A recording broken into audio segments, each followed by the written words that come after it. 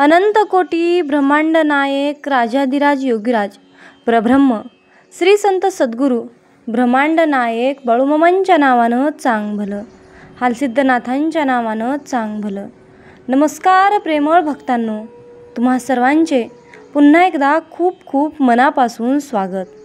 मामा म्हणतात, जो माझ्याकडे 4 पावले चालून येतो त्याच्यासाठी मी 100 पावले चालून जातो. जय बाळूमामा. भक्तांनो, अशाच प्रकारचे बाळूमामांचे भावनिक, प्रेरणादायी आणि महत्त्वपूर्ण संदेश ऐकण्यासाठी आत्ताच आपल्या भक्तिमय चॅनलला सबस्क्राईब करा आणि आपले हे संदेश जास्तीत जास्त भक्तांपर्यंत शेअर करा. कारण बाळूमामांच्या सेवेचा झेंडा आपल्याला हा घराघरामध्ये उभा करायचा आहे. म्हणून बाळूमामांच्या या पुण्याच्या कार्याला तुमचा बी हातभार नक्कीच लावा. भक्तांनो, जर का तुम्हाला बाळूमामांचा हा ऑनलाईन आणि खोटारडा असा संदेश वाटत असेल तर कृपया करून तुम्ही हा संदेश इथेच सोडून द्या. चला तर मग भक्तांनो, जे बाळूमामांचे कट्टर भक्त आहेत आणि बाळूमामासुद्धा त्यांची दररोज आशेने वाट पाहतात, त्यांना काहीतरी दररोज संदेशाच्या रूपातून तुम्हाला आशीर्वाद द्यायचा असतो, काहीतरी प्रेरणादायी मार्ग तुम्हाला दाखवायचे असतात. चला तर मग आजच्याही संदेशामध्ये बाळूमामा आपल्याला काय मार्गदर्शन करणार आहेत हेच आज आपण ऐकूया. भक्तांनो, आजच्या दैवी संदेशामध्ये बाळूमामा आपल्याला सेवा आणि अहंकार यातील फरक सांगणार आहेत आणि यावर एक छोटीशी कथा मी तुम्हाला सांगणार आहे. भक्तांनो, रावणाशी युद्धांच्या दरम्यान प्रभू श्री रामचंद्रांच्या सैन्यासाठी लागणारी रसद, अन्न सामग्रीतले पीठ एकदा संपले होते. श्रीराम हनुमंताला म्हणाले, चित्रकूट पर्वतावर जा, तिथे तुला अन्नपूर्णा माता दळण दळत असल्याचा आवाज येईल, तिच्याकडून आपल्या सैन्यासाठी पीठ घेऊन ये. हनुमंतांनी श्रीरामांना विचारले, पण अन्नपूर्णा माता मला कशी काय ओळखणार? श्रीराम म्हणाले, ओळख म्हणून ही माझी अंगठी तिला दे. आणि त्यांनी स्वतःची अंगठी हनुमंताला दिली. हनुमंत पर्वतावर पोहोचले. त्यांच्या मनात विचार आला की मी जर पीठ नेले नाही तर श्रीरामांच्या सैन्याची काय अवस्था होईल.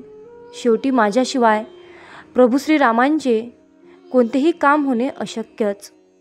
हनुमंतांना अहंकाराने ग्रासले. एका मोठ्या गुहेतून जात्यावर दळण दळण्याचा आवाज येत होता. त्या गुहेवर एक भली मोठी दगडाची शिळा होती. त्या गुहेसमोर जाऊन हनुमंतांनी अन्नपूर्णा मातेला हाक मारली आणि म्हणाले, माते, मी प्रभू श्री रामचंद्रांचा सेवक हनुमंत आहे. मला त्यांनी तुमच्याकडून सैन्यासाठी पीठ आणण्यासाठी पाठवले आहे. गुहेतून अन्नपूर्णा मातेचा आवाज आला, हे हनुमंता, गुहेवरची शिळा बाजूला करून आत ये. हनुमंत आपल्या शेपटीने शिळा बाजूला करू लागले. शिळा काही जागची हलेना. मग दोन्ही हातांनी शिळा बाजूला करायला लागले, तरीही शिळा काही तसूभरही हलली नाही. मग शरीरावरील सर्व शक्तीनिशी जोर लावून शिळा बाजूला करण्याचा प्रयत्न करू लागले. घामाघूम झाले. काही केल्या शिळा बाजूला काही सरकत नव्हती. हनुमंतांच्या मनात विचार आला, मोठे मोठे पर्वत उचलण्याची शक्ती माझ्यात असून देखील हा एवढासा किंचित असा दगड मला बाजूला सरकता आला नाही आणि हा का बाजूला सरकत नाही. शेवटी हार मानून हनुमंत म्हणाले, माते, ही गुहेवरची शिळा काही मला बाजूला करता येत नाही ग. अन्नपूर्णा मातेने विचारले, हनु, तू अहंकार केलास का? तर हनुमंत म्हणाले, होय माते, मला आता त्याचा पश्चाताप होतो आहे. मला आता त्या अहंकाराचा पश्चाताप होतो आहे. अन्नपूर्णा माता म्हणाली, तुला पश्चाताप होतो आहे ना, मग आता पुन्हा एकदा शिळा बाजूला करायचा प्रयत्न कर. अन्नपूर्णा मातेने सांगितल्याप्रमाणे हनुमंतांनी शिळा बाजूला करण्याचा प्रयत्न केला. तर काय, शिळा अलगद बाजूला झाली. गुहेमध्ये आत गेल्यावर हनुमंतांनी अन्नपूर्णा मातेला प्रभू श्री रामचंद्रांनी दिलेली अंगठी दाखवली. अन्नपूर्णा माता म्हणाली, त्या पलीकडे तो कोपरा आहे ना, तिथे ही अंगठी टाक आणि तुला हवे तेवढे पीठ घेऊन जा. हनुमंत अंगठी ठेवायला गेले. पाहतात तर काय, तिथे अगणित अंगठी, मुद्रांचा डोंगरच जणू खच पडला होता. हे पाहून हनुमंतांनी अन्नपूर्णा मातेला विचारले, हे माते, हा इथे अंगठी मुद्रांचा खच कसा काय आहे? इथे एवढ्या अंगठी मुद्रा कशा काय आहेत? अन्नपूर्णा माता म्हणाली, अरे हनु, प्रभूंनी तुझ्यासारखे कित्येक हनुमंत कित्येकदा माझ्याकडे अंगठी घेऊन पाठवली. तेव्हापासूनच्या आहेत त्या मुद्रा, या अंगठ्या. हे ऐकल्यावर मात्र हनुमंतांचा गर्व पूर्णपणे नाहीसा झाला. सद्गुरूंची सेवा करताना कुठल्या गोष्टीचा अहंकार नसावा. मी करतो म्हणून सेवा होते, हा भ्रम आहे. परमेश्वर प्रत्येक कार्यासाठी कोणा न कोणाची निवड करतो. आपण असलो ना नसलो तरीही ते कार्य ठरलेलंच असतं व तो कोणा कोणाच्या हातून घडतच असतं. त्यामुळे सेवेची जी संधी मिळाली आहे तिचं भाग्य माना व संधीचं सोनं करा. अहंकारयुक्त दिखावटी केलेली सगळी सेवा व्यर्थ आहे. म्हणून आयुष्यामध्ये कधीच मी मामांची सेवा करतो, माझ्या एवढी मामांची सेवा कोणीच करत नाही, मामांची कृपादृष्टी माझ्यावरच आहे, मामा मला प्रसन्न आहेत, अशा प्रकारचा अहंकार दाखवू नका. अन्यथा तुम्हाला त्या सेवेचं कसल्याही प्रकारचं तीळमात्रा फळ मिळणार नाही, हे लक्षात ठेवा. म्हणून जेव्हा आपण मामांच्या सेवेत येतो, मामांची सेवा करतो, तेव्हा बाळूमामा आपली भरपूर परीक्षा घेतात. ते आपला संयम बघत असतात. आपल्याला भरपूर अडचणी व संकटेही निर्माण करतात. बऱ्याच वेळा प्रारब्धामुळे आपली सेवाही खंडित होते. बरेच सेवेकरी कंटाळून मामांची सेवा सोडतात, पण ते चुकीचे आहे. आपण का विसरून जातो की संकट कितीही मोठे असले तरी त्या संकटाहूनही मोठे आपले मामा आहेत, आपले ब्रह्मांड नायक आहेत. म्हणून आयुष्यामध्ये कधीही न डगमगता बाळूमामांच्या सेवेत फक्त चालत राहावे. कारण मामांनी एकदा आपल्याला जर का हात दिला तर ते आपला हात कधीच सोडत नाहीत. नेहमीच ते आपल्या पाठीशी उभे असतात. म्हणून येणाऱ्या संकटाची तीव्रता कमी करतात व आपल्या ओंजळीत इतकं सुख देतात की त्या सुखाची आपण कधी कल्पनाही केलेली नसते, एवढं आपल्याला मामा देतात. म्हणून मामा आपल्याला नेहमी सांगतात, माझ्या बाळा, आयुष्यामध्ये फक्त माझ्यावर विश्वास ठेव, संयम ठेव, धीर बाळग आणि तू जे काही कार्य आशेने करतो आहेस ते कार्य फक्त तू प्रामाणिकपणे कर.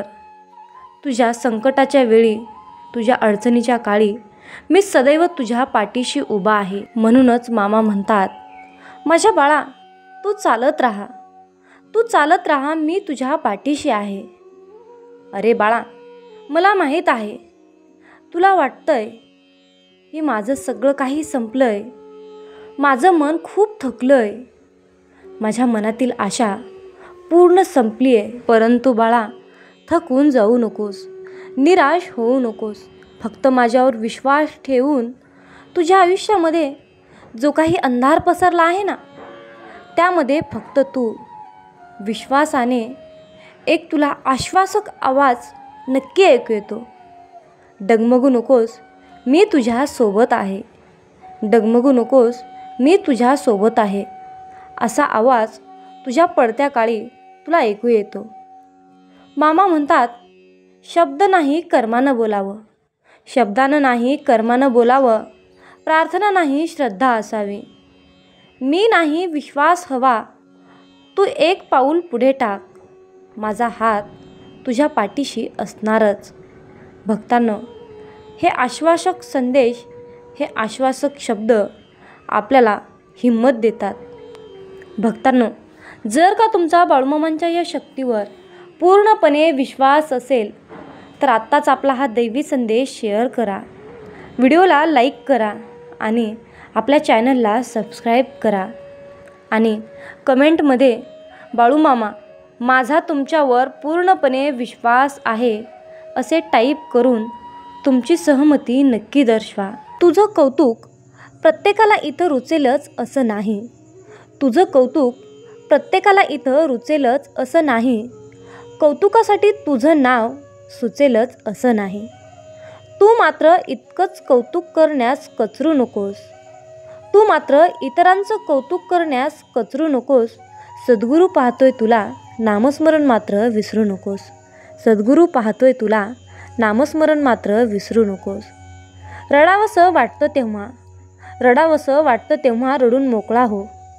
कार्यासाठी लढावंसं वाटतं तेव्हा लढून मोकळा हो. रडण्यामध्ये मात्र तुझे कार्य विसरू नकोस. रडण्यामध्ये मात्र तुझे कार्य विसरू नकोस. सद्गुरू पाहतोय तुला, नामस्मरण मात्र विसरू नकोस.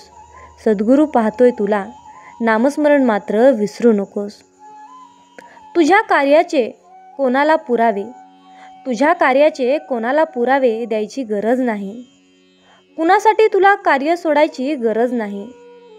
सद्गुरू संकल्पासाठी पुढे चालणं तू सोडू नकोस. सद्गुरू पाहतोय तुला, नामस्मरण मात्र विसरू नकोस. सद्गुरू पाहतोय तुला, नामस्मरण मात्र विसरू नकोस. माझ्या बाळा, तुला सुद्धा मन आहे हे मला माहीत आहे. पण ब्रह्मांडाचा मामा असताना काय रे कमी तुला. इतरांना भरभरून देणं मात्र कधीच सोडू नकोस. इतरांना भरभरून देणं मात्र कधीच सोडू नकोस. सद्गुरू पाहतोय तुला, नामस्मरण मात्र विसरू नकोस. नामस्मरण मात्र विसरू नकोस. जय बाळूमामा. मामा म्हणतात, माझ्या बाळा, जीवनामध्ये जो दुसऱ्यांना मान देतो मुळात तोच स्वतः सन्माननीय असतो. कारण माणूस दुसऱ्यांना तेच देऊ शकतो जे त्याच्या जवळ असते. मनाचा मोठेपणा हा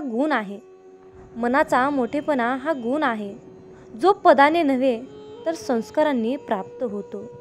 म्हणूनच मामा म्हणतात, माझ्या बाळा, जीवनामध्ये अपेक्षा माझ्यापासून ठेवा, लोकांपासून नाही.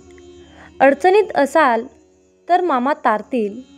एकटे असाल तर मामा सांभाळतील. मार्ग सापडत नसेल तर मामा दाखवतील. अश्रू थांबत नसतील तर मामा पुसतील. फक्त मामांवर विश्वास आणि श्रद्धा ठेवा आणि मामांची सेवा करा.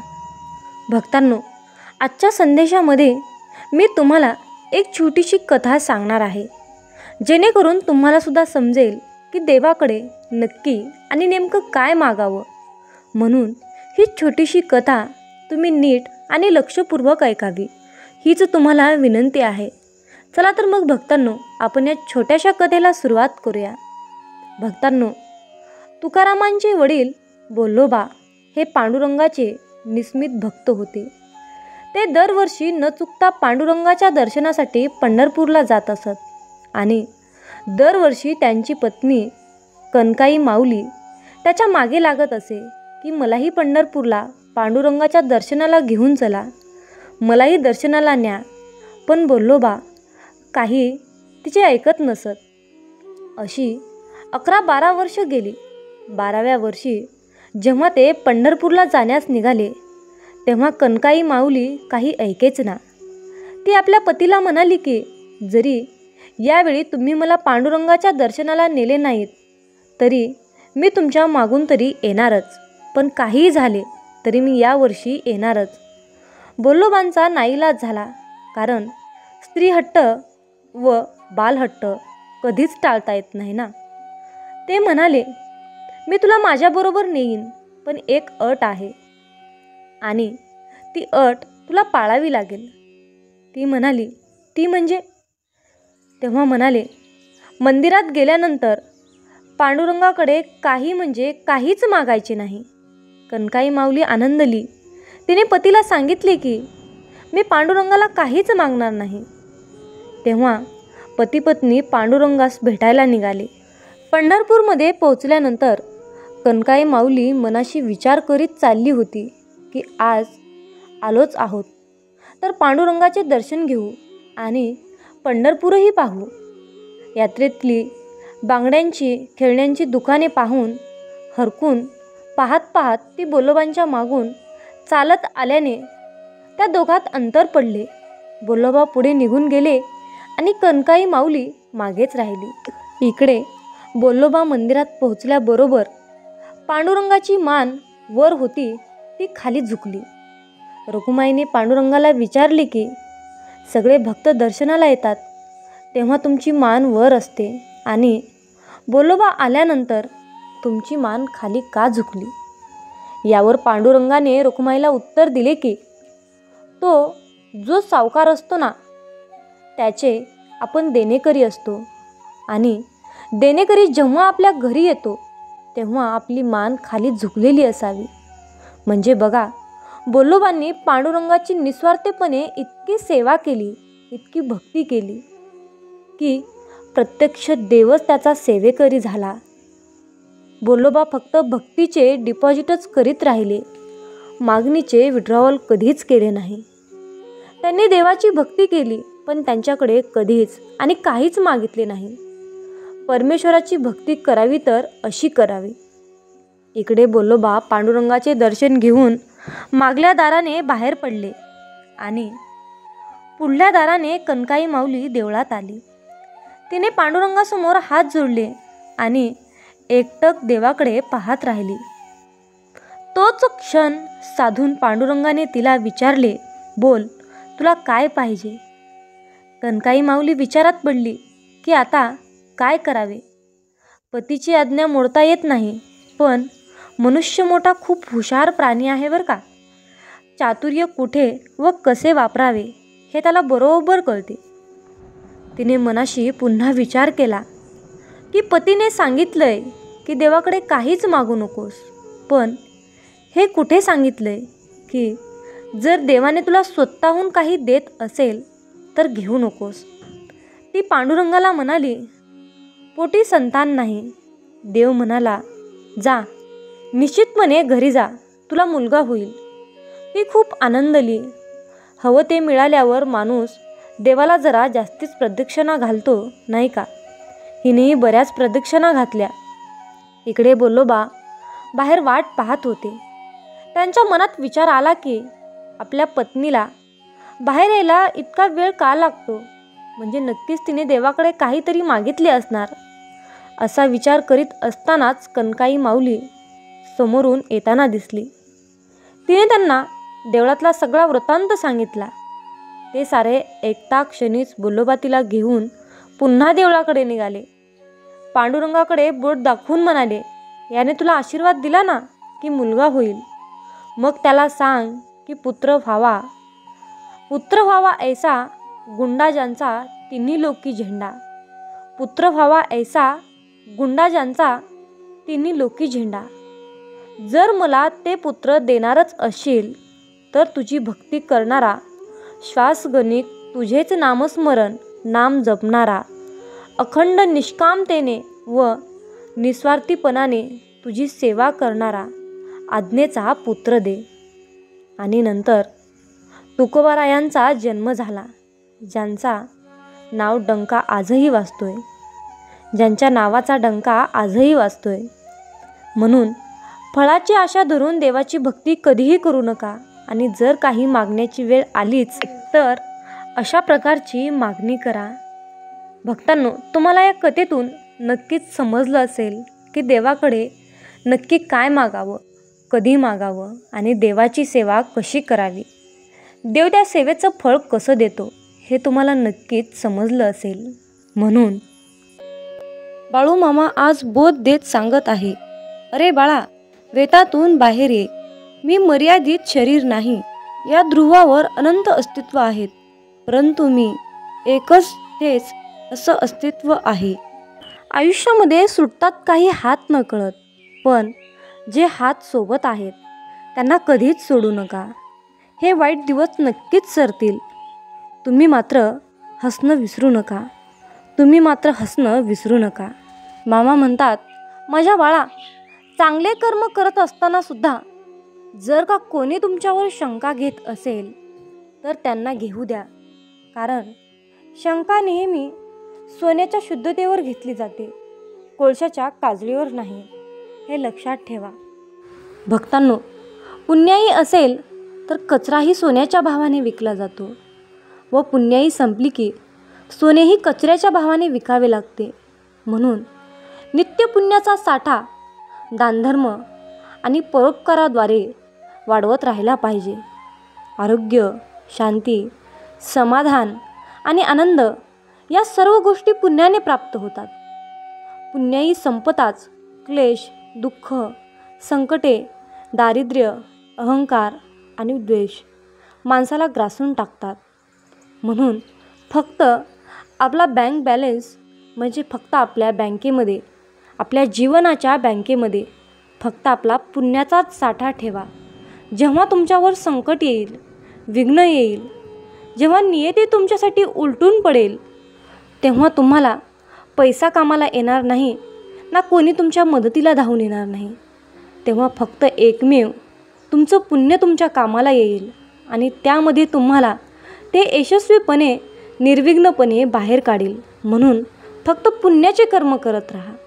म्हणूनच मामा म्हणतात, माझ्या बाळा, जीवनामध्ये या 2 गोष्टी कधीच वाया जाऊ देऊ नका.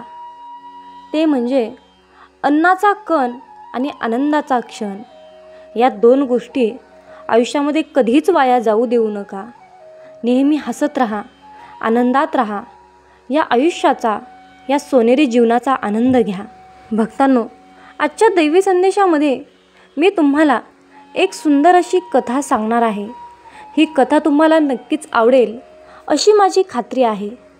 या कथेचं नाव आहे साधू महाराज आणि व्यापारी. भक्तांनो, एका शहरात एक धनवान व्यक्ती राहत होता. बऱ्याच ठिकाणी त्याचा व्यापार पसरलेला होता. पैशाची कमतरता मुळीच नव्हती. स्वभावाने सुद्धा भोळा आणि परोपकारी होता. त्याने एका साधू महाराजांना त्याचे गुरु मानले होते आणि त्या गुरूंनी सांगितलेल्या प्रत्येक गोष्टींचे तो पालन करत असे.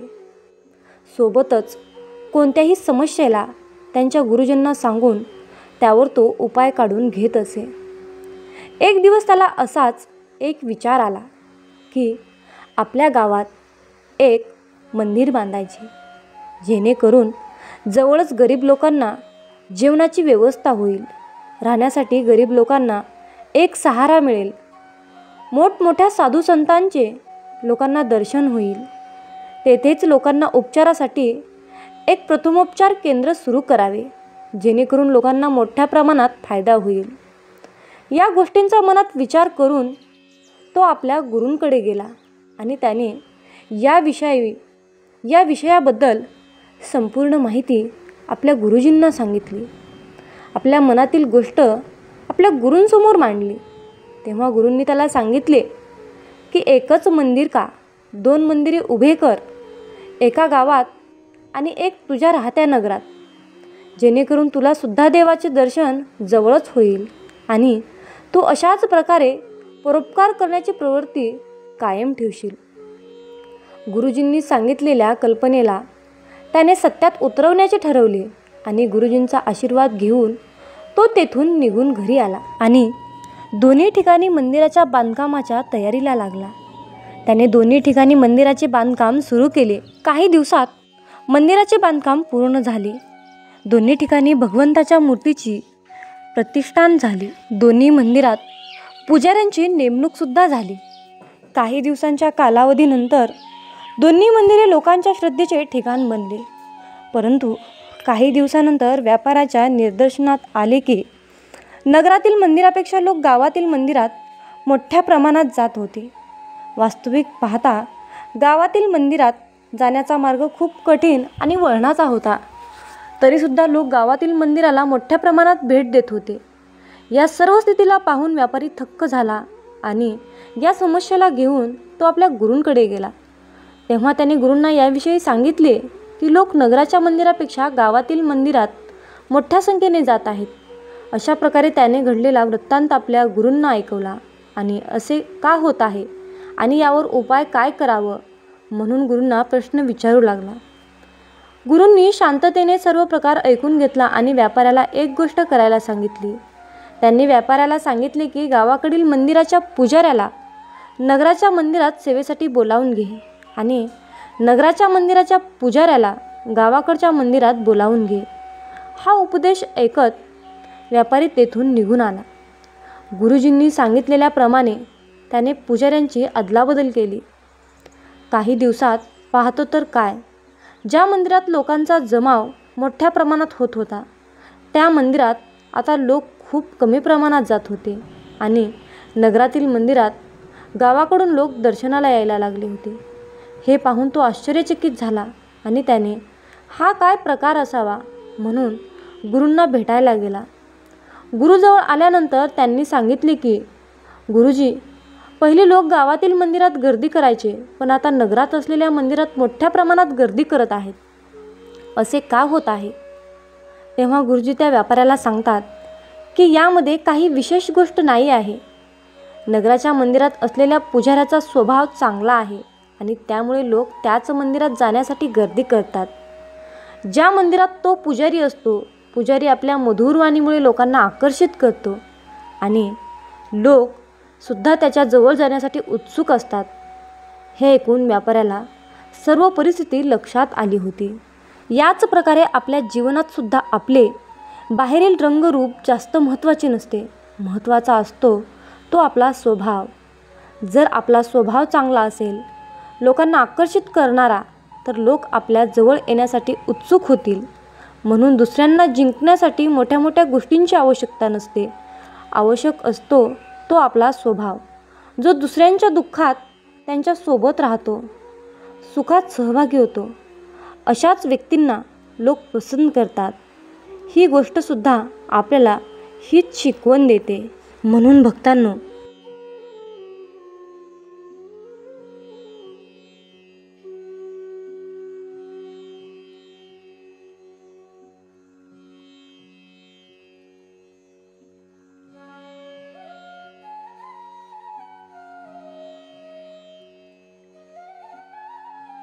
बोध देत सांगत आहे, अरे बाळा, वेतातून बाहेर ये.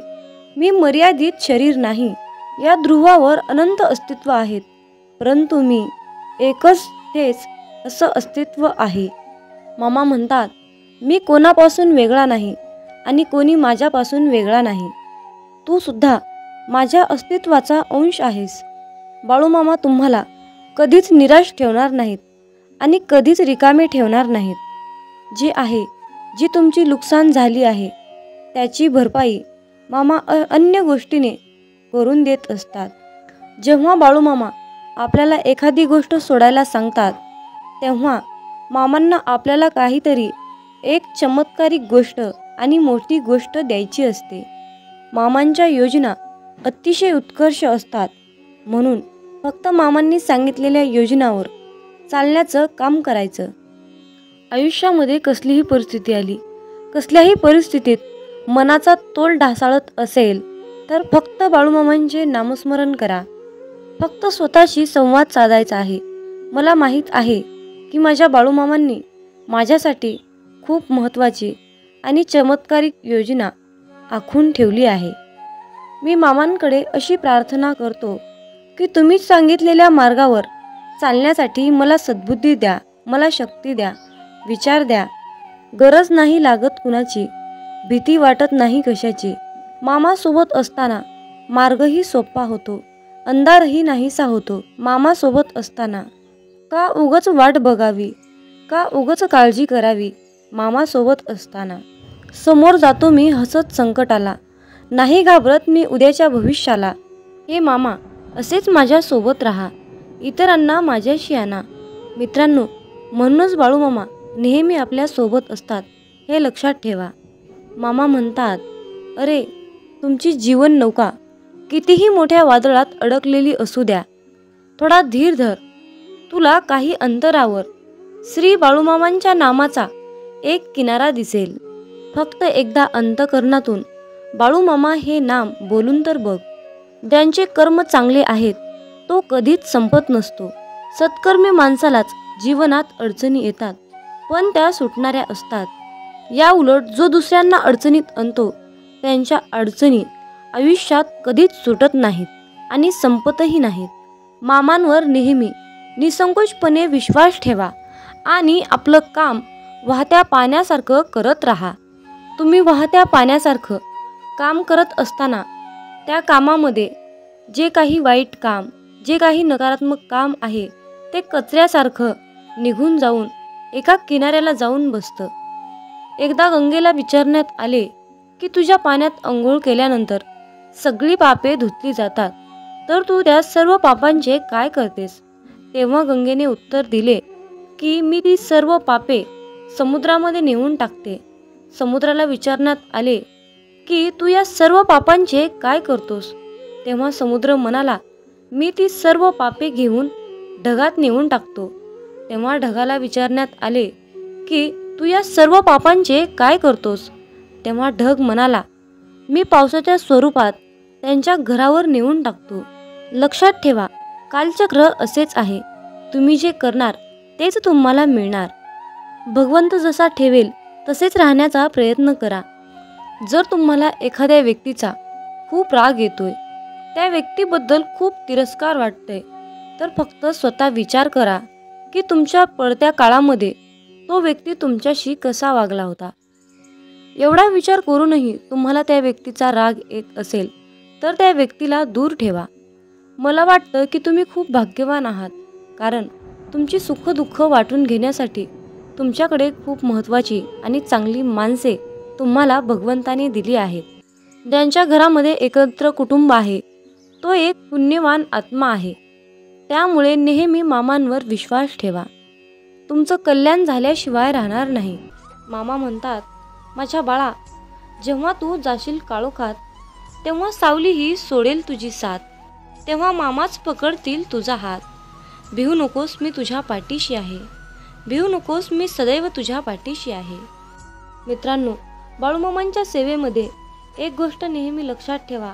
मामा म्हणतात, जो भक्त अनन्य भावाने माझे स्मरण करतो, अनन्य भावाने माझी भक्ती करतो, तशा भक्ताच्या पाठीमागे सदैव मी सावलीसारखा उभा असतो आणि त्यांची प्रत्येक संकटातून मी रक्षा करतो. माझ्या बाळा, ब्रह्मांड तुझ्या सोबत आहे, मग तू घाबरतो कशाला? तुझ्या इच्छा पूर्ण करण्यासाठी, तुझे कष्ट दूर करण्यासाठी ब्रह्मांड तुझ्या सोबत आहे आणि ब्रह्मांडाच्या आशीर्वादाचा हात तुझ्या डोक्यावर आहे. मित्रांनो, आजच्या सुंदर अशा संदेशातून एक कथा तुम्हाला सांगावीशी वाटते. एका मुलाने देवाला विचारले की देवा, प्रेम म्हणजे नक्की काय असतं रे? तेव्हा देव म्हणाला, माझ्या बाळा, बागेत जा आणि बागेतून एक सुंदर फूल मला आणून दे. तेव्हा ते मूल बागेत गेलं. बागेत गेल्यानंतर ते मूल फूल शोधत होतं आणि त्या मुलाला एक सुंदर असं फूल मिळालं, पण त्याला आणखीन त्यापेक्षाही खूपच सुंदर फूल हवं होतं. म्हणून तो मुलगा आणखीन दुसरी सुंदर फुले शोधत पुढे गेला, पण त्या मुलाला दुसरं त्यापेक्षाही सुंदर फूल मिळालंच नाही. मग तो मुलगा शेवटी पहिल्यांदा पाहिलेल्या फुलाजवळ आला आणि पाहतो तर काय, ते फूल तिथे नव्हतंच. ते फूल सुकून गेलं होतं. मग तो मुलगा देवाकडे गेला आणि देवाला म्हणाला, देवाला सर्व परिस्थिती सांगितली. तेव्हा देव म्हणाला, माझ्या बाळा, हेच तर खरं प्रेम असतं. जेव्हा ज्या वेळेस जी गोष्ट तुमच्याजवळ असते तेव्हा त्या गोष्टीची किंमत तुम्हाला कळत नाही, पण जेव्हा तीच गोष्ट तुमच्यापासून दूर निघून जाते तेव्हा तुम्ही त्या गोष्टीसाठी तरसत असता, स्वतःला पश्चाताप करून घेता. म्हणून माझ्या बाळा, वेळेचं भान ठेव, अहंकारात जगू नकोस. आयुष्यामध्ये कुठलीही संधी मिळाली तर ती संधी गमावू नका. मिळालेल्या संधीचं सोनं करण्याचा प्रयत्न करा. त्यामध्ये तुम्हाला यश नक्कीच येईल. आणि मिळालेली संधी म्हणजे बाळूमामांनी दिलेली सर्वात मोठी संधी आहे. ती संधी तुम्हाला यशाच्या उंच शिखरावर घेऊन जाईल, हा माझा विश्वास आहे. मित्रांनो, या छोट्याशा कथेतून तुम्हाला हेच सांगायचं आहे की जीवन हे अहंकारात, अंधारात जगू नका. लहान मोठ्यांचा आदर करा, त्यांच्या वयानुसार त्यांचा आदर करा. म्हणूनच मामा म्हणतात, जो देव रात्री झाडावर झोपलेल्या पक्ष्यांना झोपेतही खाली पडू देत नाही, मग तोच देव माणसाला कसा काय सोडू शकेल? म्हणून देवावर अटळ विश्वास ठेवा आणि स्वतःवरही विश्वास ठेवा. मित्रांनो, देव होणे सोपे नाही.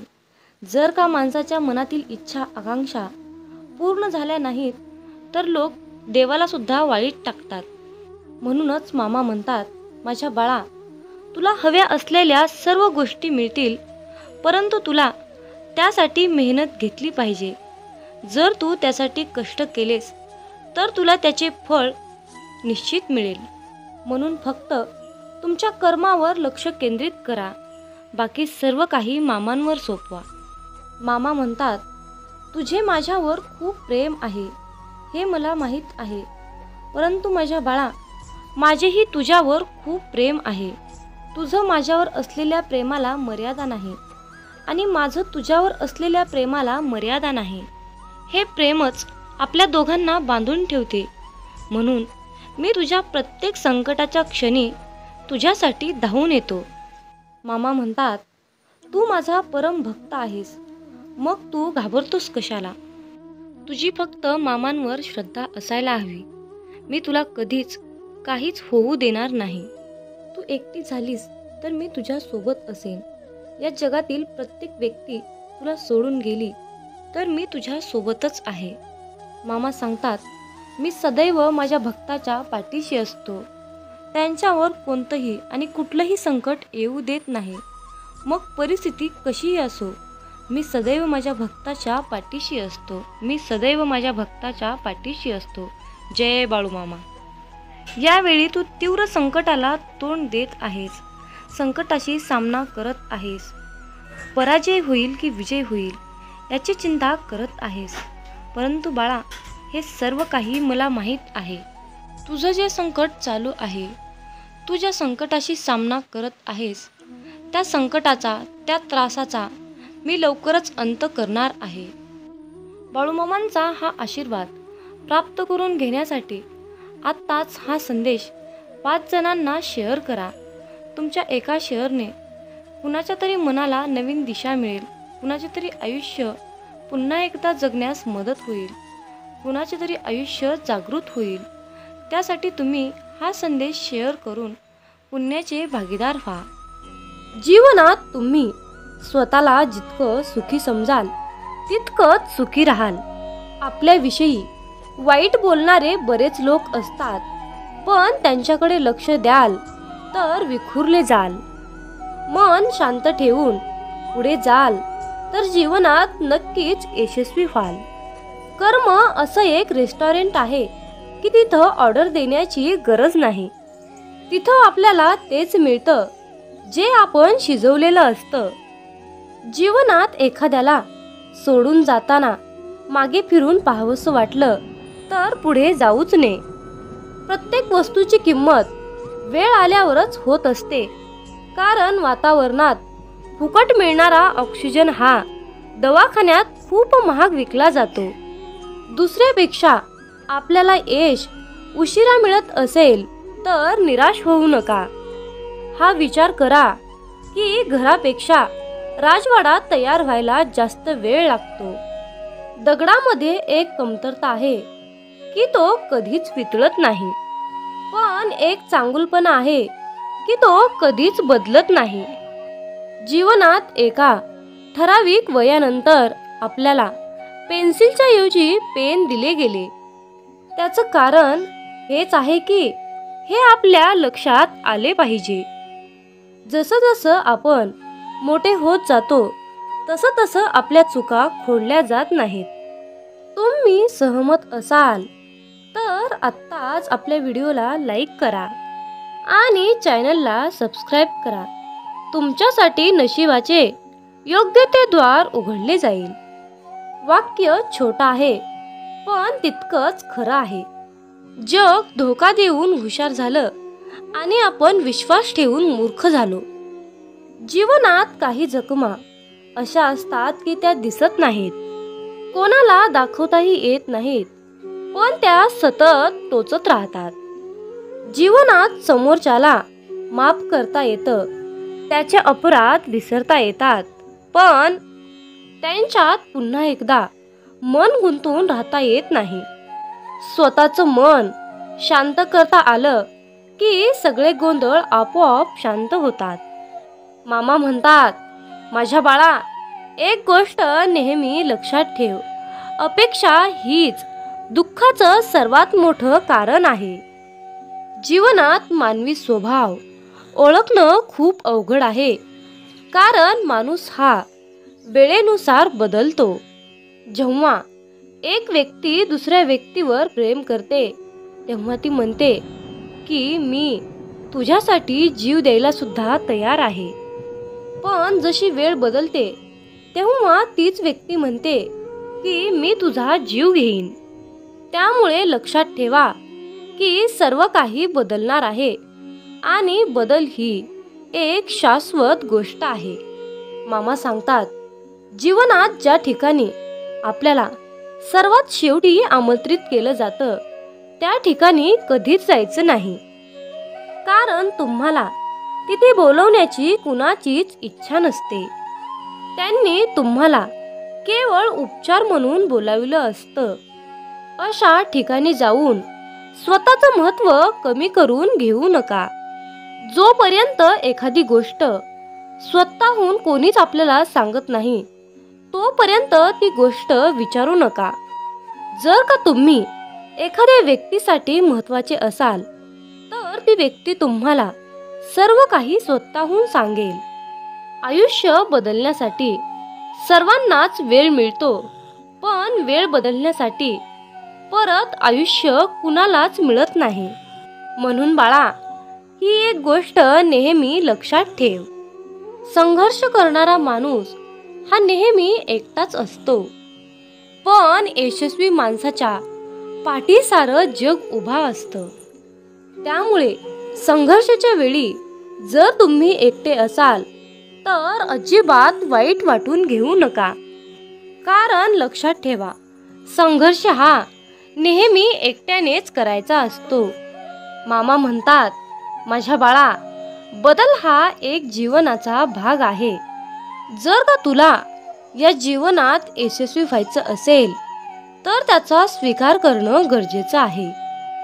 जर का तुम्ही बदलाला विरोध करत असाल तर तुम्ही अशी संधी गमावू नका, ज्या तुम्हाला वाढण्यास आणि तुमचे ध्येय साधण्यास मदत करू शकतात.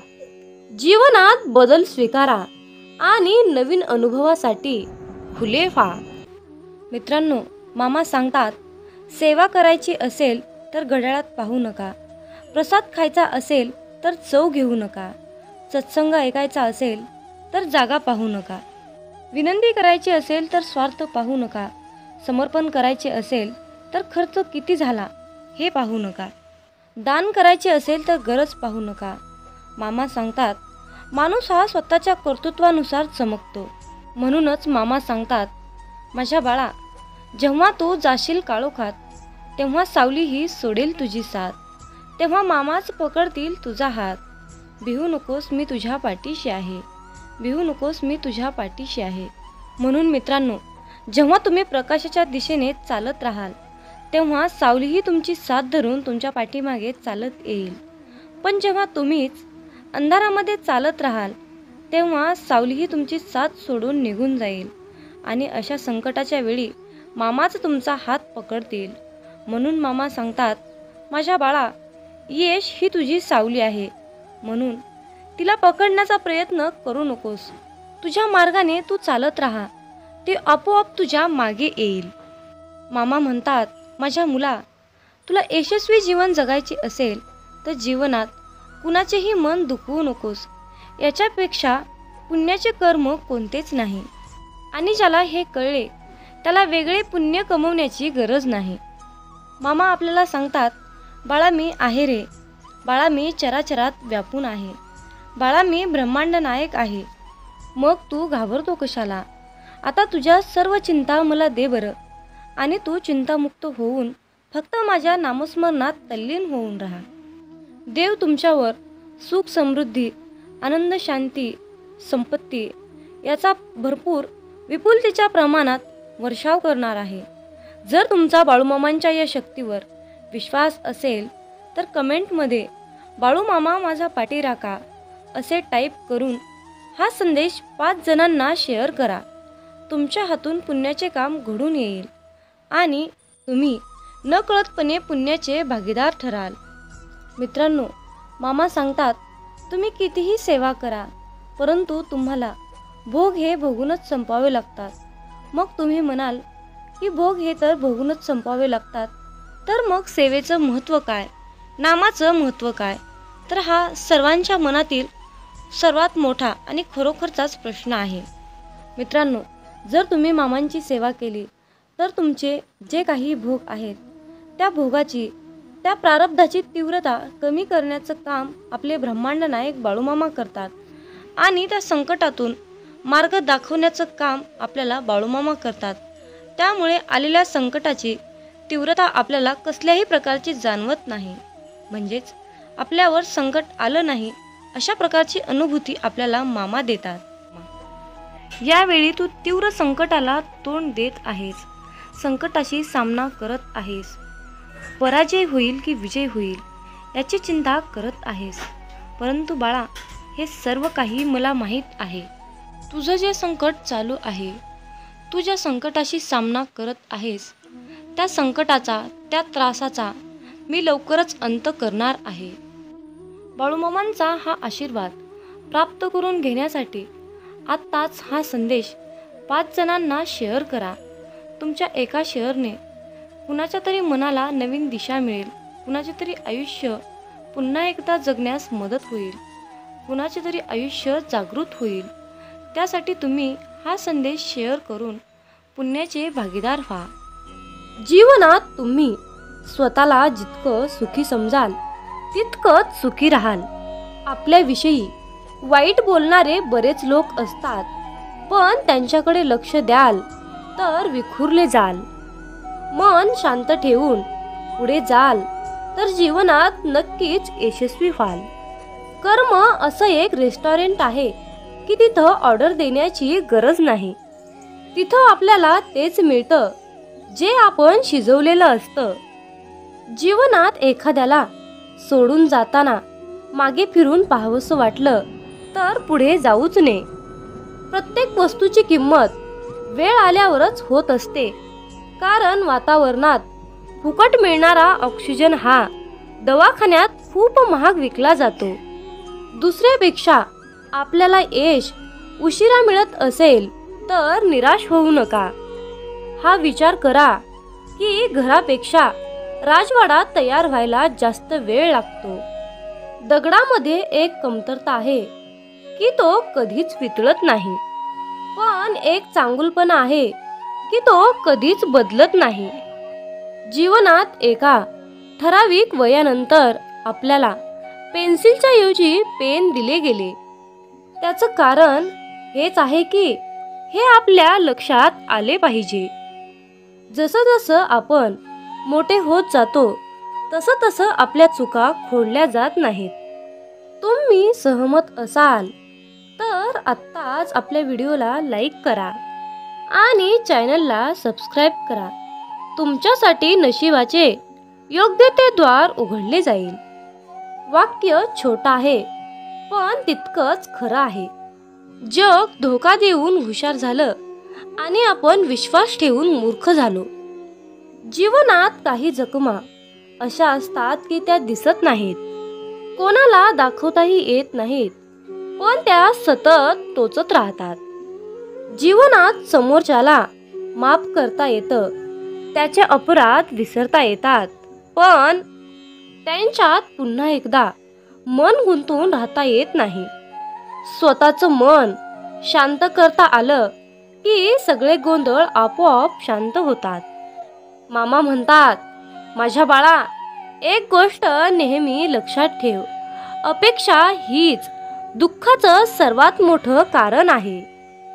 जीवनात मानवी स्वभाव ओळखणं खूप अवघड आहे, कारण माणूस हा वेळेनुसार बदलतो. जेव्हा एक व्यक्ती दुसऱ्या व्यक्तीवर प्रेम करते तेव्हा ती म्हणते की मी तुझ्यासाठी जीव द्यायला सुद्धा तयार आहे. पण जशी वेळ बदलते तेव्हा तीच व्यक्ती म्हणते की मी तुझा जीव घेईन. त्यामुळे लक्षात ठेवा की सर्व काही बदलणार आहे आणि बदल ही एक शाश्वत गोष्ट आहे.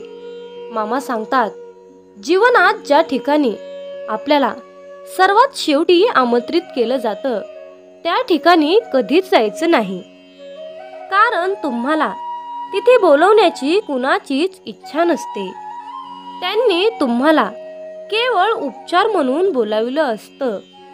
अशा ठिकाणी जाऊन स्वतःचं महत्त्व कमी करून घेऊ नका. जोपर्यंत एखादी गोष्ट स्वतःहून कोणीच आपल्याला सांगत नाही तोपर्यंत ती गोष्ट विचारू नका. जर का तुम्ही एखाद्या व्यक्तीसाठी महत्त्वाचे असाल तर ती व्यक्ती तुम्हाला सर्व काही स्वतःहून सांगेल. आयुष्य बदलण्यासाठी सर्वांनाच वेळ मिळतो, पण वेळ बदलण्यासाठी परत आयुष्य कुणालाच मिळत नाही. म्हणून बाळा, ही एक गोष्ट नेहमी लक्षात ठेव. संघर्ष करणारा माणूस हा नेहमी एकटाच असतो, पण यशस्वी माणसाच्या पाठीसारं जग उभा असतं. त्यामुळे संघर्षाच्या वेळी जर तुम्ही एकटे असाल तर अजिबात वाईट वाटून घेऊ नका, कारण लक्षात ठेवा, संघर्ष हा नेहमी एकट्यानेच करायचा असतो. मामा म्हणतात, माझ्या बाळा, बदल हा एक जीवनाचा भाग आहे. जर का तुला या जीवनात यशस्वी व्हायचं असेल तर त्याचा स्वीकार करणं गरजेचं आहे. जर का तुम्ही बदलाला विरोध करत असाल तर तुम्ही अशी संधी गमावू नका, ज्या तुम्हाला वाढण्यास आणि तुमचे ध्येय साधण्यास मदत करू शकतात. जीवनात बदल स्वीकारा आणि नवीन अनुभवासाठी खुले व्हा. जर का तुम्ही बदल स्वीकारण्यास तयार असाल तर होय बाळू मामा, मी तयार आहे, मला आशीर्वाद द्या, असे टाईप करा. मित्रांनो, हा संदेश शेवटपर्यंत पाहिल्याबद्दल धन्यवाद. मग बोला बोला बाळूमामाच्या नावानं चांग भलं.